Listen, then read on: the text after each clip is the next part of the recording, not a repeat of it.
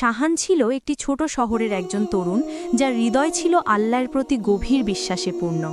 সে সবসময় স্বপ্ন দেখত যে সে বড় হয়ে মানুষের সেবা করবে এবং তার জ্ঞান সমাজের কাজে লাগাবে।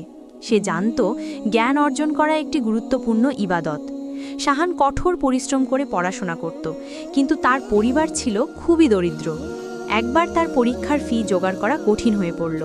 তার বাবা অসুস্থ থাকায় কাজ করতে পারতেন না। শাহানের বন্ধুরা তাকে উপহাস করে বলল, তোমার এত বিশ্বাস, আল্লাহ কি তোমার জন্য আসমান থেকে টাকা পাঠাবেন?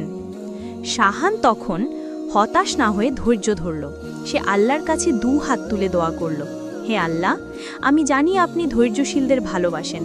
আপনি আমার হৃদয়ের ইচ্ছা জানেন। আমার জন্য যা কল্যাণকর আপনি সেটাই করুন।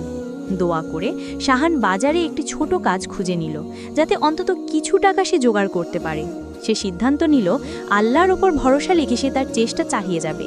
সে জানত চেষ্টা করাটা মানুষের কাজ আর ফলাফল দেওয়াটা আল্লাহর কাজ।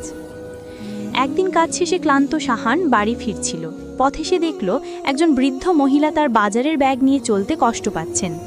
শাহান নিজের ক্লান্তি ভুলে গিয়ে দ্রুত এগিয়ে গেল এবং বিনয়ের সাথে বলল, আম্মা, আমাকে দিন, আমি আপনার ব্যাগটা বাড়ি পর্যন্ত পৌঁছে দিচ্ছি।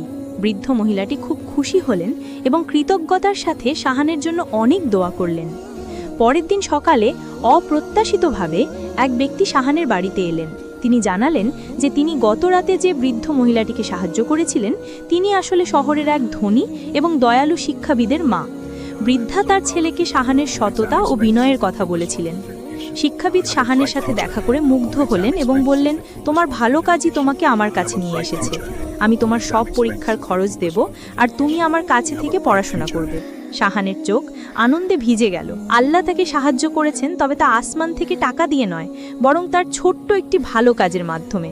সে সিজদায় লুটিয়ে পড়ল এবং শুকরিয়া আদায় করল।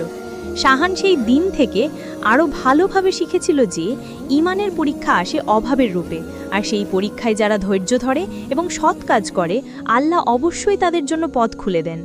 গল্পটি আপনার কেমন লাগলো? আপনি যদি শাহানের জীবনে পরবর্তী কী হয়েছিল তা জানতে চান, তবে আমাকে সাবস্ক্রাইব করে রাখুন।